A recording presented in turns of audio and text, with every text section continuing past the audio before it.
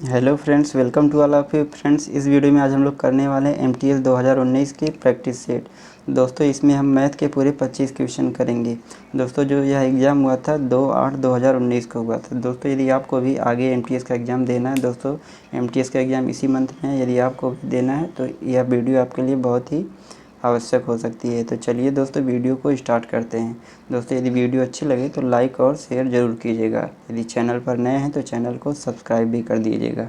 दोस्तों, आगे यदि आप लोगों को एग्ज़ाम देना है तो पिछले लगभग 5 वर्षों का प्रैक्टिस सेट करके ही जाना चाहिए, ताकि हमको पता चल सके कि किस पैटर्न पर मैथ या रीजनिंग में सवाल बन रहे हैं। तो चलिए दोस्तों, आज हम लोग इसमें करने वाले मैथ के पूरे 25 क्वेश्चन। दोस्तों, मैथ के हमने इसमें 25 क्वेश्चन लगा दिए और इसको हम लोग यूनिट मेथड से बहुत कम समय में इसको लगाने का प्रयास करेंगे। तो चलिए दोस्तों, देखते हैं आज का पहला क्वेश्चन। तो पहला क्वेश्चन यहाँ पर दोस्तों है, पहला क्वेश्चन दोस्तों यहाँ से रेशियो से दिया है। तो चलिए दोस्तों, इसको हम लोग लगाते हैं। यहाँ पर दिया पहला क्वेश्चन दोस्तों, यदि u प्लस वी, यहाँ पर दिया दोस्तों यदि u प्लस वी का मान 80 है और u रेशियो v बराबर 5:3 है, तो u माइनस वी का मान कितना होगा। दोस्तों, इस सवाल को लगाने के लिए हम लोग क्या करेंगे कि u रेशियो v बराबर 5:3 है, तो दोनों को जोड़ लेंगे। तो 5×3 कितना हो जाएगा दोस्तों, 8। इस 8 की वैल्यू क्वेश्चन में यहाँ पर कितना दिया है, 80 दिया है। 8 यूनिट की वैल्यू बराबर क्वेश्चन में कितना दिया दोस्तों, 80 दिया है।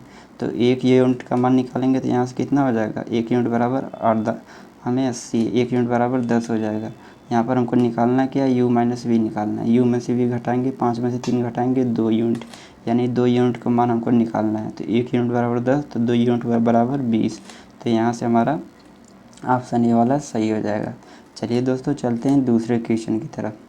दूसरा क्वेश्चन दोस्तों यहाँ पर दिया है कि a बराबर 3/4 तथा 9/16 का हमको HCF, और दोस्तों यहाँ पर दिया है b बराबर 16/5 तथा 4/25 का हमको LCM निकालना है, और a प्लस b का मान पूछा, यानी दोनों को जोड़ देना है।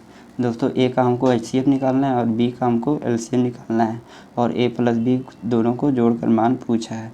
तो दोस्तों, फ्रैक्शन का हमको HCF निकालना रहता है, तो हम लोग क्या करते हैं, अंश का HCF निकालते हैं और हर का LCM निकालते हैं। अगर हम लोग इसी फ्रैक्शन का LCM निकालना रहता है तो अंश का, दोस्तों इसी फ्रैक्शन का LCM निकालना रहता है तो अंश का हम लोग LCM निकालते हैं और हर का HCF निकालते हैं। तो दोस्तों, यह सवाल को लगाने का तरीका है। तो दोस्तों, a का हमको HCF निकालना है, यानी अंश का हम लोग HCF निकालेंगे। तो यहाँ से 3 और 9 का HCF निकालेंगे तो 3 आएगा, और 4 और 16 का HCF निकालेंगे तो यहाँ से 16 आ जाएगा, यानी a बराबर हमारा 16 आ गया। ऐसे ही b का LCM निकालेंगे तो अंश का जो है LCM निकालेंगे। 16 4 का LCM 16 होता है, और इसका 5/25 का HCF निकालेंगे तो 5 आ जाएगा। तो दोस्तों, यहाँ से अगर a प्लस b का मान निकालेंगे तो कितना आ जाएगा, 3/16, और दोस्तों यहाँ से कितना आ जाएगा, 16/5 आ जाएगा। अगर दोनों का एलसीएम लेंगे तो 80 आ जाएगा, 16×5 80 हो जाएगा, 5×3 15, ये 16 बाद में कटेगा 256, और 256 और 15 जोड़ेंगे तो कितना दोस्तों आ जाएगा, 271/80, यानी a प्लस b का मान 271/80, ऑप्शन सी वाला सही हो जाएगा। तो चलिए दोस्तों, चलते हैं तीसरे क्वेश्चन की तरफ। तीसरा क्वेश्चन दोस्तों यहाँ पर दिया है, किसी वस्तु को 25% लाभ तथा 37.5% हानि पर बेचने से विक्रय मूल्य का अंतर 1250 रुपये है। जब इसे 12.5% लाभ पर बेचा जाता है तो इसका विक्रय मूल्य कितना होगा। तो यहाँ पर दोस्तों हम लोग मान लेते हैं कि विक्रय मूल्य कितना रहा होगा, 100 रहा होगा। दोस्तों, अंतर निकालने के लिए हम लोग क्या करेंगे, एक जगह लाभ पर बेच रहा है, एक जगह हानि पर बेच रहा है, यानी एक जगह प्लस में बेच रहा है, एक जगह माइनस में बेच रहा है। तो अंतर निकालेंगे तो दोनों जुड़ जाएंगे आपस में, 25% जुड़ जाएगा और या 37.5% जुड़ जाएगा। तो दोनों का योग कितना हो जाएगा, 62.5% हो जाएगा। इस 62.5% की वैल्यू क्वेश्चन में कितना दिया है, 1250 दिया है। इस 62.5% की वैल्यू क्वेश्चन में कितना दिया है, 1250। तो एक यूनिट बराबर कितना हो जाएगा दोस्तों, यहाँ से 20 हो जाएगा। 625 625 1250। तो हमको अगर 100 यूनिट की वैल्यू निकालेंगे तो यहाँ से 2000 आ जाएगा, यानी हमारा CP कितना आ गया दोस्तों, यहाँ से CP का मान हमारा 2000 आ गया। और इस पर हमको क्या करना है कि 12.5% लाभ पर बेचना है। 12.5% निकालेंगे दोस्तों, 12.5% का मतलब होता है 112.5% लाभ। 20 से दोस्तों कैंसिल हो जाएगा, और ये 0 दशमलव हट जाएगा। 1125 में 2 से गुणा कर देंगे तो 2250 रुपये हमारा विक्रय मूल्य आ जाएगा। तो ऑप्शन डी वाला सही हो जाएगा। चलिए दोस्तों, चलते हैं चौथे क्वेश्चन की तरफ। चौथा क्वेश्चन दोस्तों यहाँ पर है दिया है कि 49, 62, 37, 55 तथा x का औसत 53 है, तो x का मान ज्ञात कीजिए। दोस्तों इस सवाल को शॉर्टकट लगाने के लिए हम लोग क्या करेंगे कि यह जो औसत है 53 है, सबको देख लेंगे कि कितना ज़्यादा या कम है। दोस्तों ये पहली संख्या यहाँ पर कितना है दोस्तों, यहाँ पर देखिए पहली संख्या 49 है, तो यह औसत से कितना कम है दोस्तों, यह औसत से 4 कम है। और दूसरी संख्या दोस्तों 62 है। अब दोस्तों यह औसत से कितना अधिक है, यहाँ पर देखिए औसत 53 है और यह 62 है, तो औसत से दोस्तों 9 अधिक है। यहाँ पर तीसरी संख्या देखिए यह 37 है और यह 53 है, तो यह औसत से कितना अधिक है दोस्तों, यह औसत से कितना कम, देखिए यह 53 है और यह 37 है, तो औसत से दोस्तों यहाँ पर 16 कम है। 7 6 13 होता है, यहाँ पर औसत से 16 कम है। और यहाँ पर चौथी संख्या देखिए औसत से कितना अधिक है, 2 अधिक है, यानी यहाँ पर औसत से कितना अधिक है, 2 अधिक है। और सबको दोस्तों जोड़ेंगे तो कितना हो जाएगा, या 16 4 20 हो जाएगा, 9 2 11, 11 में से 20 जाएगा दोस्तों, कितना आ जाएगा दोस्तों, 11 में से 20 घटाएंगे तो माइनस का 9 आएगा, माइनस का 9 आएगा, यानी x का मान जो रहेगा 53 तो रहेगा ही, प्लस उसको -9 अलग से लाना पड़ेगा। इन 4 संख्याओं का औसत पूरा करने के लिए उसको 9 से अलग लाना पड़ेगा और 53 अपना खुद का नंबर लाना पड़ेगा। तो 53 नंबर अपना खुद का लाना पड़ेगा प्लस 9 अलग से लाना पड़ेगा, तो टोटल 53 9 62 नंबर इसको लाना पड़ेगा। तो यहाँ से दोस्तों डी वाला ऑप्शन सही हो जाएगा। चलिए दोस्तों चलते हैं 5वें क्वेश्चन की तरफ। 5वां क्वेश्चन दोस्तों यहाँ पर दिया किसी वस्तु का अंकित मूल्य 2500 रुपया है, उसे क्रमशः 12% तथा 10% की 2 क्रमिक छूटों पर बेचा जाता है, तो विक्रय मूल्य ज्ञात कीजिए। दोस्तों इस सवाल को लगाने के लिए हम लोग क्या करेंगे कि पहले यहाँ पर MP मतलब मार्क प्राइस अंकित मूल्य या सूची मूल्य लिख लेंगे, यहाँ पर विक्रय मूल्य का रेशियो लिख लेंगे और अंकित मूल्य और विक्रय मूल्य का रेशियो निकाल के इस सवाल को हम लोग लगाएंगे।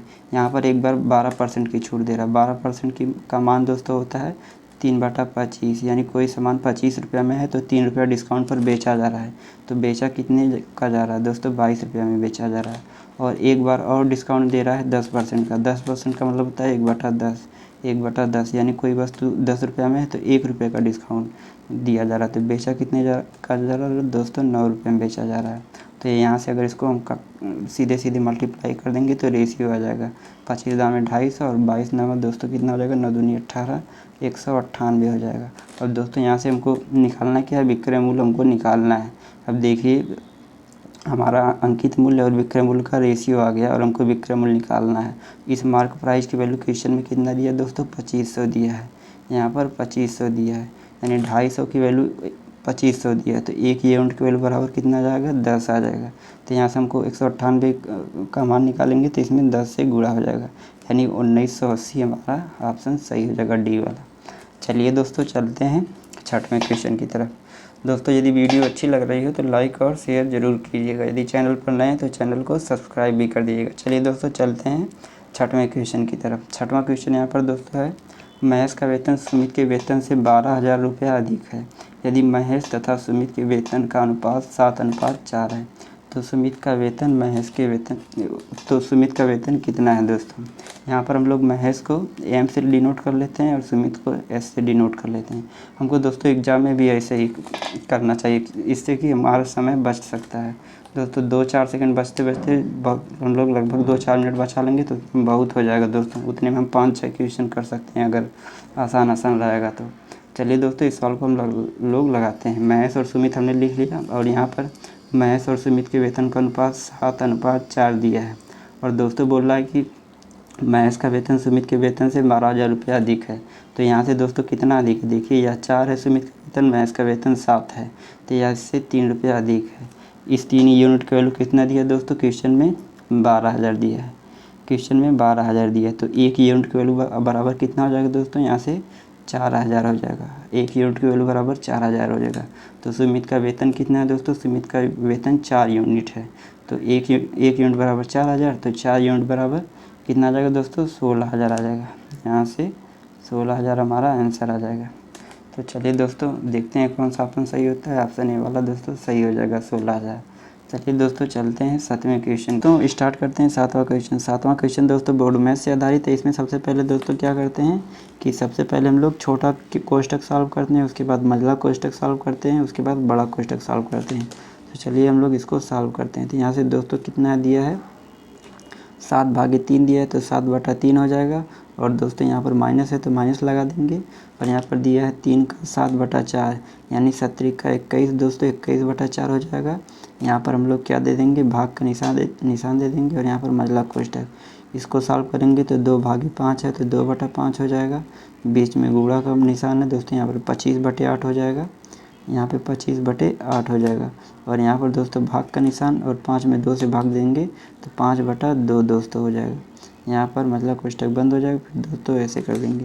तो इसको हम लोग सॉल्व करेंगे तो 7/3 आएगा माइनस दोस्तों इसको सॉल्व करेंगे तो यार इसको दोस्तों हम लोग लिख लेते हैं। इसको सॉल्व करेंगे तो 2 बटा गुणा में करेंगे तो 2/5 हो जाएगा, 2/5 हो जाएगा दोस्तों। इस 5/25 से ये 25 कट जाएगा, 2 चौक को 8 हो जाएगा दोस्तों। यहाँ से 2 है तो 2 दूना 4। इतने का मान दोस्तों कितना आ गया, 1/2 आ गया। इतने का मान 1/2 आ गया। 21/4 में जब 1/2 से भाग देंगे तो 2 ऊपर चला जाएगा दोस्तों, 2 ऊपर चला जाएगा। तो यहाँ से 2 दूना के 4 कट जाएगा दोस्तों। यहाँ से कितना आ जाएगा, 7/3 माइनस 21/2। दोस्तों क्वेश्चन में गलती दे रखा है, यहाँ पर दोस्तों 2 रहेगा 3 की जगह। तो यहाँ पे 7/2 माइनस 21/2 हो जाएगा। तो इसको घटाएंगे तो कितना हो जाएगा, -14/2 हो जाएगा। -14/2 को काटेंगे तो -7। यहाँ पर दोस्तों माइनस, यहाँ पर दोस्तों कितना रहेगा, 3 की जगह पर 2 रहेगा यहाँ पर, तभी यह सॉल्व हो पाएगा। तो चलिए दोस्तों चलते हैं 8वें क्वेश्चन की तरफ।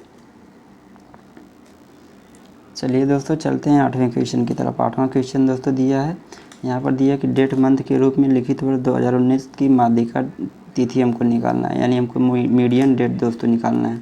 तो क्या करेंगे दोस्तों, यहाँ पर पहले हम देखते हैं कि 2019 में टोटल कितने दिन होते हैं। तो दोस्तों हमको एक चीज़ का यहाँ पर ध्यान देना रहता है, एक होता है साधारण वर्ष होता है और एक होता है लीप वर्ष। लीप वर्ष में दोस्तों वर्ष 366 दिन के होते हैं या 4 साल बाद आता है, 4 साल में एक बार आता है।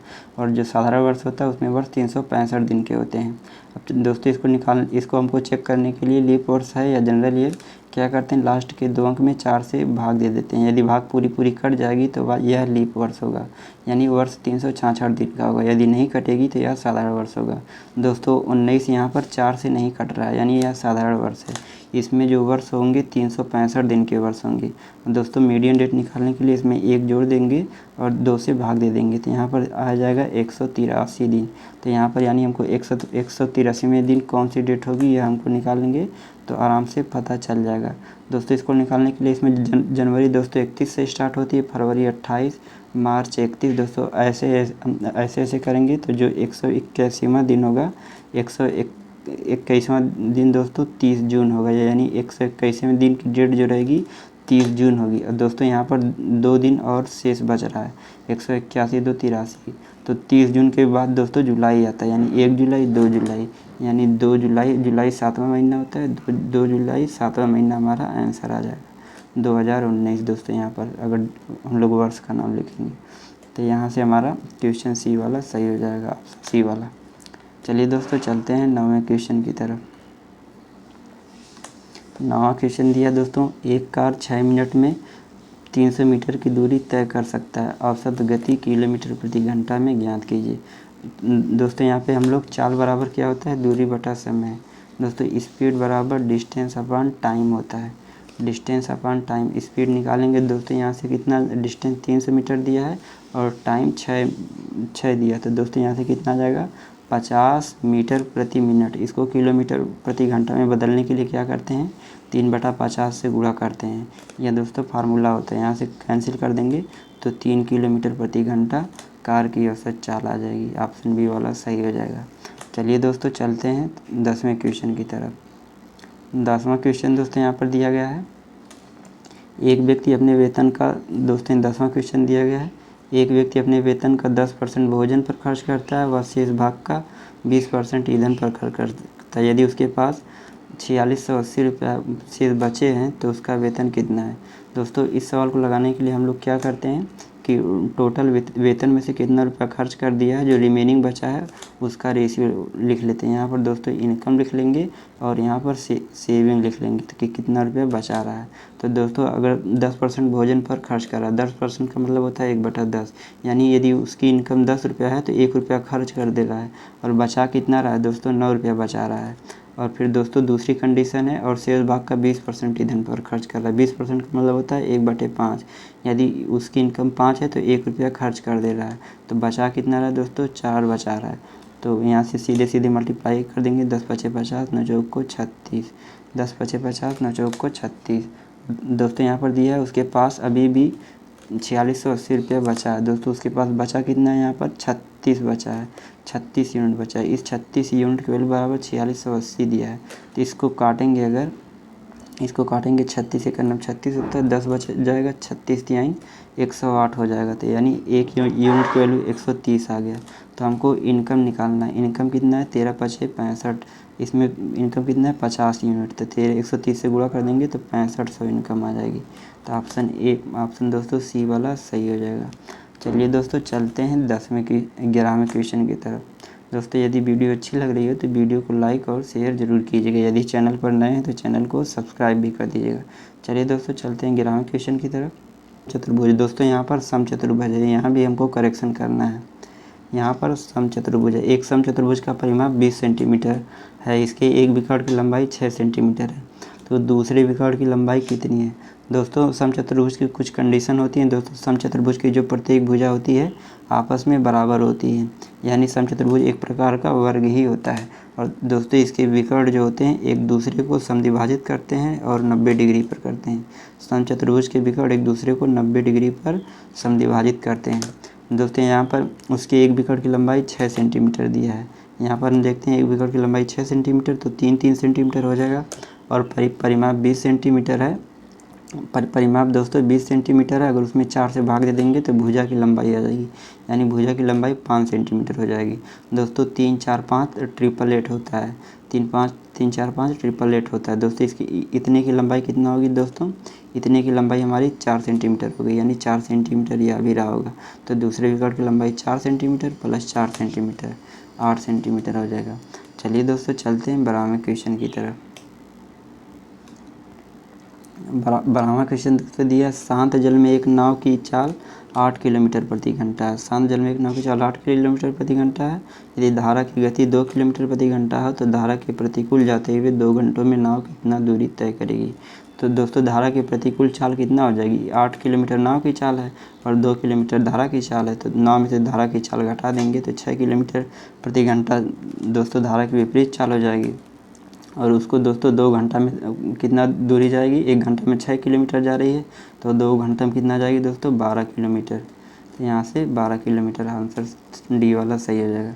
चलिए दोस्तों चलते हैं 13वां क्वेश्चन की तरफ। यहाँ पर 13वां क्वेश्चन की दिया है दोस्तों, कोई व्यक्ति 2 वर्षों के लिए 500 रुपया और 5 वर्षों के लिए 600 रुपया तथा 6 वर्षों के लिए 1000 रुपया सभी को साधारण ब्याज की समान दर पर जमा करता है। यदि वह कुल 1000 रुपये का साधारण ब्याज प्राप्त करता है तो प्रति वर्ष ब्याज की रेट कितनी है। दोस्तों यह साधारण ब्याज बराबर होता है दोस्तों मूलधन गुणे दर गुणे समय, यानी SI बराबर PRT बटा 100। तो यहाँ पर कुल ब्याज कितना दोस्तों पा रहा है दोस्तों, यहाँ पे 1000 पा रहा है। तो यहाँ पर 2 वर्ष के लिए दोस्तों 500 रुपये लगा रहा है और R का मान हमको नहीं मालूम है, बटे 100 कर देंगे। और दोस्तों यहाँ पर फिर दूसरी कंडीशन दिया है 600 रुपये लगा रहा है 6 वर्ष के लिए। यहाँ पर दोस्तों 600 लगा रहा है 5 वर्ष के लिए, बटे 100 हो जाएगी। यहाँ पर R से गुणा कर देंगे। दोस्तों यहाँ पर फिर तीसरा वाला दिया है कि 6 वर्ष के लिए लगा रहा है 1000 रुपया और यहाँ पर भी R से गुणा कर देंगे, R से गुणा कर देंगे, बटे 100 हो जाएगा। यहाँ पर दोस्तों देखेंगे तो 5 दूनी कितना हो जाएगा, 1000 हो जाएगा। 5 दूनी 10, 1000 हो जाएगा। यहाँ पर दोस्तों 6 पचे 30, यहाँ पर 3000 हो जाएगा, यहाँ पर 1000 हो जाएगा और यहाँ पर 6 से 1000 में गुणा करेंगे तो 6000, टोटल कितना हो जाएगा 10,000 हो जाएगा। और यह दोस्तों 100 है उधर हो जाएगा तो मल्टीप्लाई हो जाएगा। तो यहाँ पर दोस्तों 1 लाख हो जाएगा, 1 लाख बराबर 10,000 R हो जाएगा, 10,000 R हो जाएगा, 10,000 R। दोस्तों यहाँ से क्या करेंगे कि 3 जीरो यहाँ से देखिए 3 जीरो 4 जीरो कैंसिल हो जाएगा। यहाँ पर 1 लाख है तो 4 जीरो कैंसिल हो जाएगा। तो यहाँ से r बराबर कितना आ जाएगा 10% हमारा आंसर आ जाएगा। चलिए दोस्तों चलते हैं 14वें क्वेश्चन की तरफ। दोस्तों यदि वीडियो अच्छी लग रही है तो लाइक और शेयर ज़रूर कीजिएगा। यहाँ पर दोस्तों दिया है 8 सोने के सिक्कों का औसत भार 20 ग्राम प्रति सिक्का है। चांदी के 12 सिक्कों का औसत भार 35 ग्राम प्रति सिक्का है। तो 20 सिक्कों के लिए प्रति सिक्का उसका औसत भार कितना होगा। दोस्तों यह सवाल बहुत ही आसान है और इसको हम लोग एलिगेशन से लगाएंगे बहुत आसान तरीके से। दोस्तों यहाँ पर हम लोग सोना को गोल्ड लिख लेते हैं और यहाँ पर चांदी को सिल्वर लिख लेते हैं, चांदी को सिल्वर लिख लेते हैं। 8 सिक्कों का दोस्तों औसत भार कितना है 20 भार है, 20 ग्राम है और यहाँ पर 20 ग्राम प्रति सिक्का है और 12 सिक्कों का औसत भार दोस्तों 35 ग्राम प्रति सिक्का है। यहाँ पर दोस्तों 8 सोना है और यहाँ पर 12 सिक्का है। अब दोस्तों हमको इसी का मान निकालना रहता है। तो दोस्तों इसका जो प्रति सिक्का औसत भार आएगा वह 20 और 35 के बीच ही में रहेगा, यानी आंसर जो होगा 20 और 35 के बीच ही में होगा। देखिए दोस्तों 20-35 के बीच में चारों ऑप्शन दिए हैं, तो हमको इसको सॉल्व करना पड़ेगा। तो चलिए दोस्तों इसको हम लोग सॉल्व करते हैं। यहाँ से दोस्तों हम लोग पहले इसका रेशियो निकाल लेते हैं। तो यहाँ से 4 दूना 8 हो जाएगा, यहाँ से 4 3 12 हो जाएगा। रेशियो 2 3 आ जाएगा, 2 3 जोड़ देंगे दोस्तों 5 आ जाएगा। दोस्तों फिर क्या करेंगे, इसका डिफरेंस लेकर 2:3 में बांट देंगे। इसका डिफरेंस लेंगे 2:3 में बांट देंगे। डिफरेंस दोस्तों कितना आ रहा है 15। तो इस 5 की वैल्यू कितना दिया है क्वेश्चन में 15 दिया है। तो एक यूनिट की वैल्यू बराबर कितना आ जाएगा दोस्तों 3 आ जाएगा। तो यहाँ से अगर हम यहाँ से दोस्तों 3 यूनिट की वैल्यू निकालेंगे तो 3 त्रिका 9 आ जाएगा। तो अब दोस्तों क्या करेंगे कि 20 में 9 जोड़ देंगे। तो 20 में 9 जोड़ देंगे दोस्तों, इसका डिफरेंस लेने पर यह आता है। तो 20 में 9 जोड़ेंगे दोस्तों 20 9 29 हो जाएगा। दोस्तों 9 घटाएंगे नहीं क्योंकि यह 20-35 के बीच में नहीं आएगा, इसीलिए इसमें 9 जोड़ देंगे 20 में। अगर चाहे 20 में दोस्तों 9 जोड़ दें, चाहे हम लोग 35 में से 2 3 6 घटा दें, तभी मान एक ही आएगा। चलिए दोस्तों 29 ग्राम हमारा आंसर बी वाला सही हो जाएगा।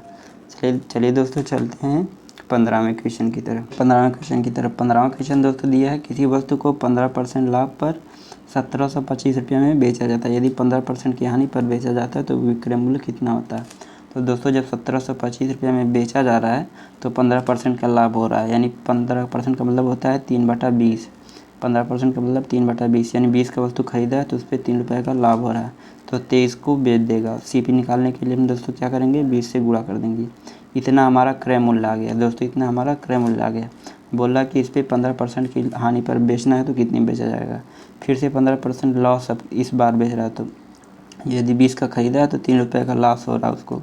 20 का ख़रीदा है तो 3 रुपये का लॉस हो रहा है, यानी 17 को बेचेगा। चलिए दोस्तों अब इसको हम लोग सॉल्व करते हैं। यहाँ से 20 से कैंसिल हो जाएगा और यहाँ से 23 से काटेंगे दोस्तों। यहाँ से 7 बार में जाएगा, 23 7 कितना होता है दोस्तों 161 होता है। 11 बचेगा दोस्तों 115 हो जाएगा, 23 बचे 115। यहाँ से 75 × 17 कर देंगे, 17 5 85, 8 बचा, 17 7 119, 8 127 हो जाएगा, 127 यानी 1275 रुपये हमारा ऑप्शन ए वाला आंसर सही हो जाएगा। चलिए दोस्तों चलते हैं दूसरे क्वेश्चन की तरफ। एक वर्ग की भुजा 6 सेंटीमीटर है और वर्ग के अंदर बनने वाले सबसे बड़े वृत्त का क्षेत्रफल कितना है। तो चलिए दोस्तों इसको हम लोग डायग्राम के माध्यम से लगाते हैं। सबसे पहले हम लोग बनाते हैं एक वृत्त बनाते हैं और यहाँ पर इस वृत्त के बाहर जो वृत्त है यह एक वर्ग के अंदर है। वृत्त दोस्तों एक वर्ग के अंदर है, तो यहाँ से एक वर्ग बना लेते हैं। यह एक वर्ग के अंदर है। यह दोस्तों एक वर्ग के अंदर वृत्त है और बोल रहा है कि इस वृत्त का क्षेत्रफल क्या होगा। इस वृत्त का क्षेत्रफल हमको निकालना है। तो दोस्तों यहाँ वर्ग की भुजा 6 सेंटीमीटर दिया है, तो जो का जो दोस्तों वृत्त का रेडियस हो जाएगा इस वर्ग की भुजा की आधी हो जाएगी। इसकी भुजा 6 सेंटीमीटर है तो रेडियस इसका आधा कितना हो जाएगा 3 सेंटीमीटर हो जाएगा। तो वर्ग का क्षेत्रफल दोस्तों कितना होता है πr² होता है। तो पाई का मान 22/7 रख देंगे, आर का मान 3 है तो 9 हो जाएगा, 3 त्रिका 9, इसको काट देंगे तो 22 9 कितना होता है दोस्तों 198 होता है। 198/7 सेंटीमीटर स्क्वायर, यह हमारा आंसर हो जाएगा। चलिए दोस्तों 17वां क्वेश्चन दोस्तों यहाँ पर दिया है ए अकेला किसी कार्य को 30 दिन में कर सकता है और बी अकेला उसे 40 दिन में कर सकता है। यदि ए से शुरू करके वे एकांतर दिनों में काम करे तो कार्य कितना दिन में पूरा हो जाएगा। दशमलव के 2 स्थान तक हमको दोस्तों लगाना है।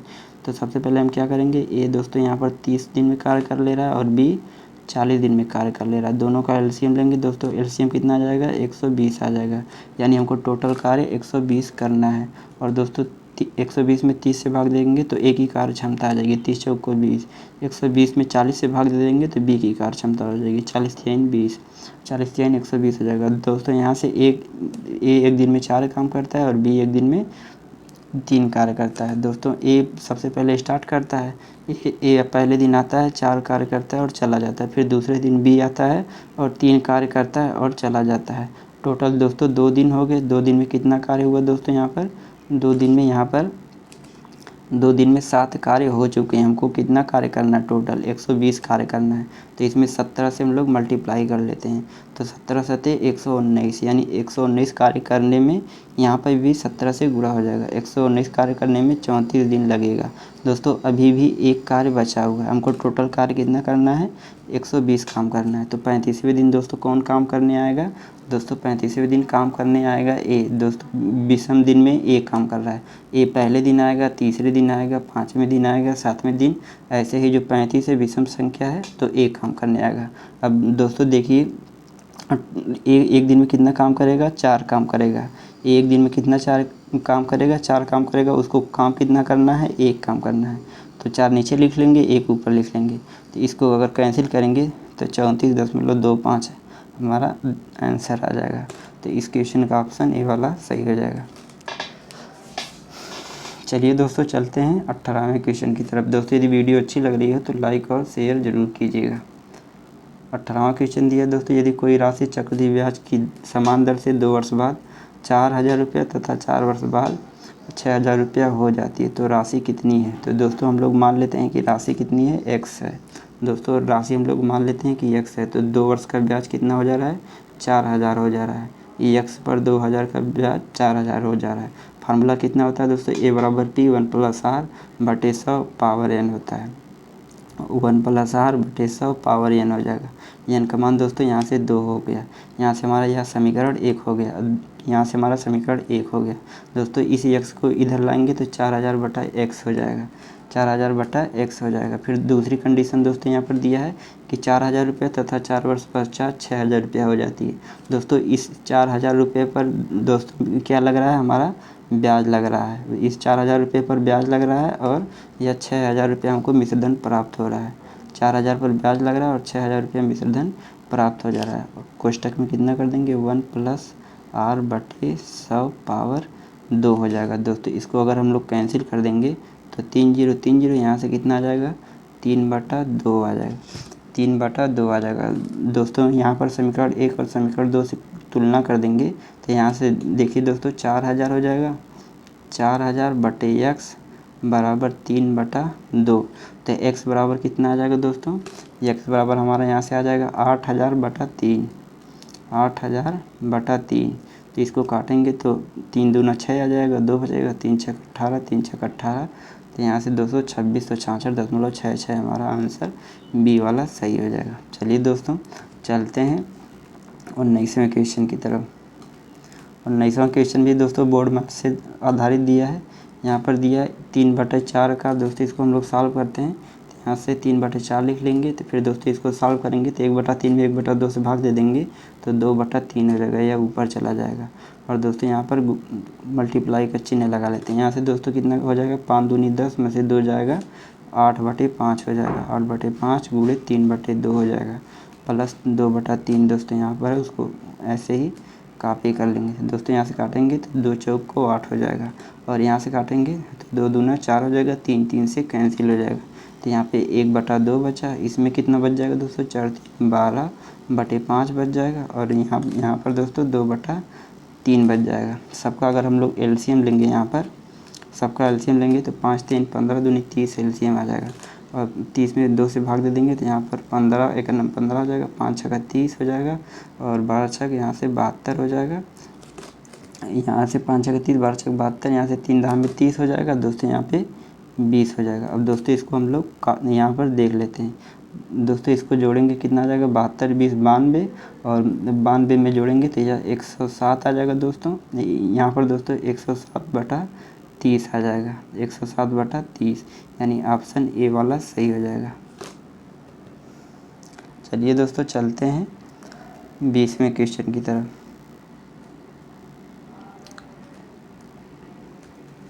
20वां क्वेश्चन दोस्तों दिया है, ए तथा बी मिलकर किसी कार्य को कितना दिन में कर रहे हैं, 20 दिन में कर रहे हैं। और बी तथा सी मिलकर उसी कार्य को 25 दिन में कर रहे हैं। बी और सी मिल जा रहे हैं तो उसी कार्य को 25 दिन में कर रहे हैं। और सी और ए जब मिलकर कर रहे हैं तो उसे 15 दिन में कर ले रहे हैं। तो दोस्तों इसका हम लोग एलसीएम लेंगे तो एलसीएम कितना आता है, 300 आएगा। एलसीएम कितना आता है दोस्तों, 300 आएगा। अब इसकी कार्य क्षमता निकालने के लिए क्या करेंगे, 300 में 20 से भाग दे देंगे तो 15 बार जाएगा। और यह दोस्तों 25 में 300 भाग दे देंगे तो 12 बार, और यह दोस्तों 20 बार हो जाएगा। अब दोस्तों यहाँ से सबको जोड़ लेते हैं दोस्तों, डबल ए डबल बी और डबल सी यहाँ पर है तो 2 कॉमन ले लेंगे तो कोष्ठ में ए प्लस बी प्लस सी की कार्य क्षमता कितना आ जाएगी दोस्तों, यहाँ से 15 20 दोस्तों 35 12 47, और ये दो इधर लाएंगे तो 47/2, यानी ए प्लस बी प्लस सी की कार्य क्षमता 47/2 हो गई। और हमको क्या निकालना है, ए अकेले उस कार्य को कितना दिन में कर रहा है। तो एक दोस्तों पहले हम लोग क्या निकालेंगे, कार्य क्षमता निकालेंगे दोस्तों। यदि ए प्लस बी प्लस सी में से हम बी प्लस सी का मान घटा देंगे तो हमारा ए का मान बच जाएगा। तो इस 47/2 में दोस्तों हम लोग क्या घटाएंगे, बी प्लस सी का मान कितना है दोस्तों, 12 है। तो 12 घटा देंगे तो दोस्तों 12 दूनी 24 हो जाएगा। 47 में से 24 घटेगा तो 23/2, यानी ए की कार्य क्षमता 23/2 है। तो ए को टोटल काम करने में कितना दिन लगेगा, टोटल काम दोस्तों 300 है। और इसमें 23/2 से भाग दे देंगे, जब 23/2 से भाग दे देंगे तो दोस्तों 600/23 दिन ए को लगेगा काम करने में।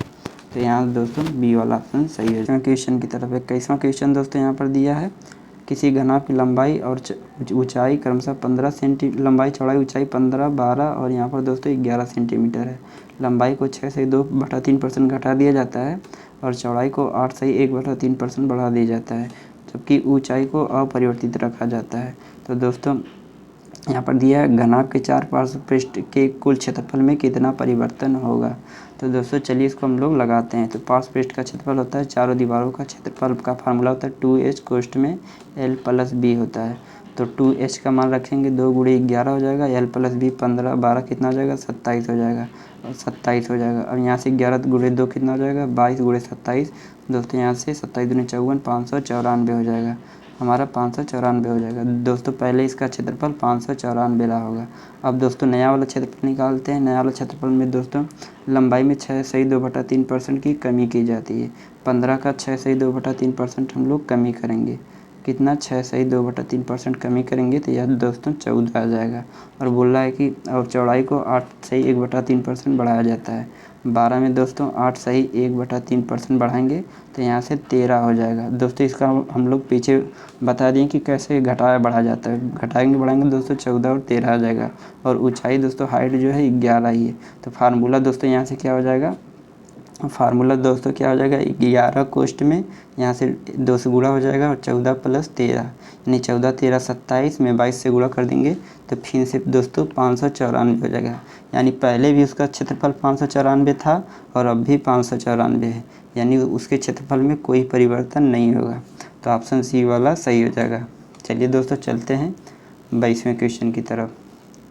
22वां क्वेश्चन है दोस्तों यहाँ पर दिया है x + y + z = 400 और x y z का रेशियो 1:1:2 दिया है। तो z का मान हमको निकालना है। तो दोस्तों पहला क्वेश्चन वही वाला था, इसको सबको जोड़ लेंगे तो कितना आ जाएगा 4। इस 4 की वैल्यू क्वेश्चन में कितना दिया है 400, तो एक ये यूनिट की वैल्यू कितना आ जाएगा 100 आ जाएगा। तो हमको z का मान निकालना है, तो z का मान यहाँ पर 2 है, तो 2 यूनिट के मान निकालने के लिए 2 से गुणा कर देंगे तो आंसर डी वाला 200 सही हो जाएगा। चलिए दोस्तों चलते हैं अब हम लोग 23वें क्वेश्चन की तरफ। 23वां क्वेश्चन दिया है दोस्तों, यहाँ पर दिया है दोस्तों, यहाँ पर पढ़ लीजिएगा। यहाँ पर दिया कंपनी C1 तथा कंपनी C3 के लैपटॉप की संख्या का अनुपात कितना है। दोस्तों संख्या का अनुपात रहते यहाँ पर कुछ भी दिया रहेगा, इस परसेंटेज के वैल्यू से हम लोग निकाल लेंगे। तो चलिए दोस्तों हम लोग यहाँ पर C1 कितना दिया दोस्तों, C1 और C3 का हमको रेशियो निकालना है। C1 दिया है दोस्तों यहाँ पर 12% और C3 दोस्तों 18% दिया है। 12 और 18 का दोस्तों अनुपात कितना होता है, 6 दूनी 12 6 3 18, यानी 2:3 ऑप्शन डी सी वाला सही हो जाएगा। चलिए दोस्तों 24वें क्वेश्चन की तरफ चलते हैं। इसके बाद दोस्तों हमारा लास्ट वाला क्वेश्चन होगा। दोस्तों यदि वीडियो अच्छी लगी हो तो लाइक और शेयर ज़रूर कीजिएगा। तो यहाँ पर दोस्तों इसमें इससे संबंधित 3 क्वेश्चन दिए थे, तो पिछला वाला क्वेश्चन दोस्तों हम लोग देख लेते हैं। यहाँ पर पूछा है कंपनी सी द्वारा प्रदत्त लैपटॉपों का संगत केंद्रीय कोण कितना डिग्री का है। तो दोस्तों C6 में कितना डिग्री का कोण बन रहा है। तो चलिए दोस्तों पहले हम लोग C6 वाला देख लेते हैं। C6 दोस्तों यहाँ पर कितना है, 11 है दोस्तों। यहाँ पर 100% का मान दिया है दोस्तों। यहाँ से पहले हम लोग लिख लेते हैं कि C6 दोस्तों यहाँ पर 11 है। 100% की वैल्यू कितना होता है, 360 डिग्री का कोण बनता है केंद्र में। तो टोटल जोड़ने पर कितना आ रहा था, 100% आ रहा था। तो C6 कितना है, 11% है। तो यहाँ से दोस्तों 11% का मान हम लोग निकाल लेंगे। तो दोस्तों इसको काटेंगे तो 0 0 से कैंसिल हो जाएगा। 11 छक्का 66 और 11 3 33 6 39 और 1 अंक पे दशमलव लग जाएगा। 39.6 डिग्री का कोण बनेगा। तो ऑप्शन सी वाला सही हो जाएगा। चलिए दोस्तों चलते हैं 25वें क्वेश्चन की। 25वां क्वेश्चन दोस्तों दिया कार्यालय में लैपटॉपों की कुल संख्या दोस्तों जो है 3800 है। तो कंपनी C2 और C5 के लैपटॉपों की संख्या में कितना अंतर है। तो दोस्तों यहाँ पर 100% बराबर कितना क्वेश्चन में दे रखा था दोस्तों, कितना दिया है, 3800 दिया है। 100% बराबर 3800 दिया है। और C2 और C5 के लैपटॉपों का डिफरेंस पूछ रहा है। तो यहाँ पर देखते हैं C2 C5। C2 दोस्तों यहाँ पर कितना है, 22% है और C5 कितना है, 13% है। तो दोस्तों 22-13 का डिफरेंस कितना हो जाएगा, 9%। तो दोस्तों हमको 9% का मान निकालना है। तो हमको 9% का मान निकालना है। तो दोस्तों इसको हम लोग निकालेंगे तो 2 0 से कैंसिल हो जाएगा। 9 8 72 हो जाएगा। 9 3 27 और 27 7 दोस्तों कितना हो जाएगा, 34 हो जाएगा। यानी 342 हमारा आंसर हो जाएगा। इस क्वेश्चन का ऑप्शन सी वाला। दोस्तों आज के लिए बस इतना ही। यदि वीडियो अच्छी लगी हो तो लाइक और शेयर